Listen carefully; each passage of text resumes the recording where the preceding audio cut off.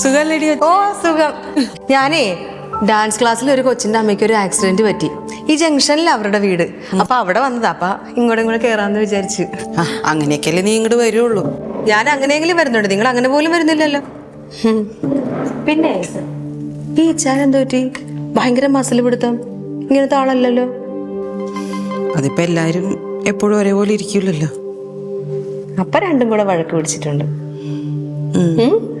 ചെറിയൊരു വഴക്ക്. നാണമില്ലല്ലോ ഈ പ്രായത്തിൽ വഴക്ക് പിടിക്കാനായിട്ട്.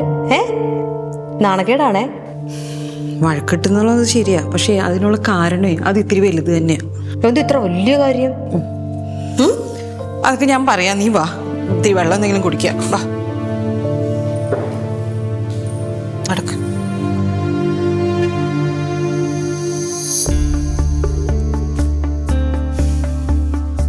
ഇതൊക്കെയാണ് കാര്യങ്ങള്. ഇതൊക്കെ ഇച്ചായൻ തുറന്നും പറഞ്ഞതാണ്. ആ പിള്ളേരും ഉണ്ടായി ഇതൊക്കെ പറഞ്ഞപ്പോ. ഇനി നീ ആ ലെറ്റർ ഒന്ന് ശരിക്കും ഒന്ന് വായിച്ചു നോക്കി, അപ്പൊ അറിയാം ബാക്കി കാര്യങ്ങളൊക്കെ.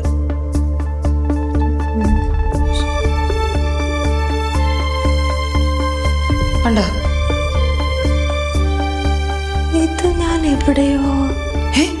നിനക്കറിയാമോ ആളെ? ആളെയൊന്നും എനിക്കറിയത്തില്ല, പക്ഷെ ഞാൻ ഇത് എവിടെയോ കേട്ടിട്ടുണ്ട്. ഇത് അച്ഛൻ്റെ പഴയൊരു പുസ്തകത്തിൽ നിന്ന് എനിക്ക് കിട്ടിയതാണ്. ഏത് ബുക്ക്? പ്രേമലേഖനം. അത് പറ. ഇത് ആ ബുക്ക്. ഏത്? മറ്റേ കേശവൻ നായർ സാറാമ്മേ. സാറാമ്മ അല്ലെന്ന്, പിന്നെ ശാലിനി. ആ പേര് മാറിയ? ശാലിനി എന്നാണ് അവരുടെ ശരിക്കുള്ള പേര്. ഇത് അവർക്ക് എഴുതിയ ലെറ്ററാണ്.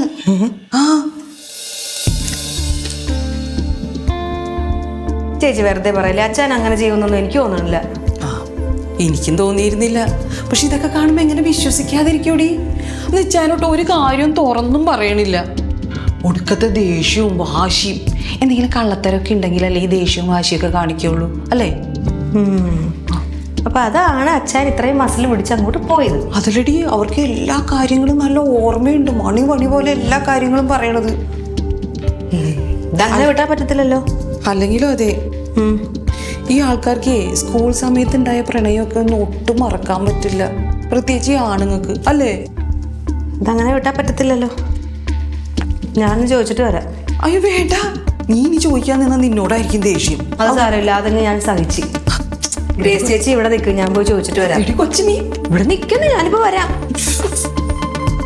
പെണ്ണിത് കൊളാക്കുമല്ലോ.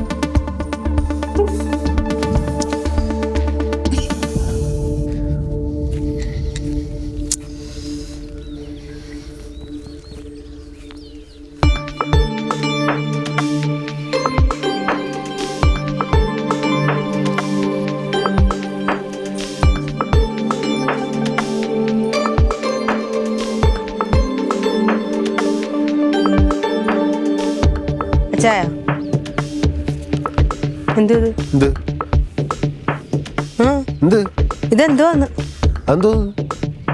നാണം ഉണ്ടോ ചായ? ഈ പ്രായത്തിൽ പ്രേമവും ലവ് ലെറ്ററും ആരെങ്കിലും ഒക്കെ പറഞ്ഞ എന്തൊരു നാണക്കേടാണ്.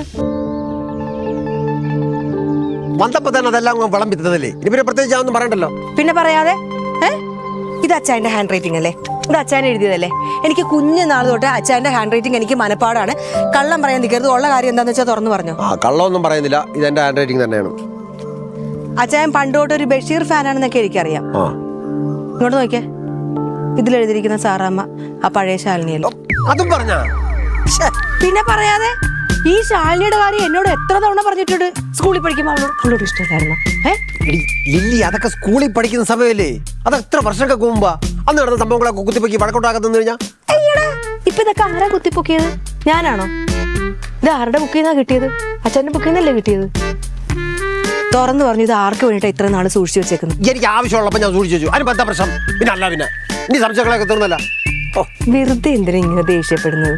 ഇത് ഇങ്ങോട്ട് നോക്കിയാ എന്താണെന്ന് വെച്ചാൽ എന്നോട് തുറന്നു പറഞ്ഞു. ഞാൻ ആരോടും പറയത്തില്ല. പറ.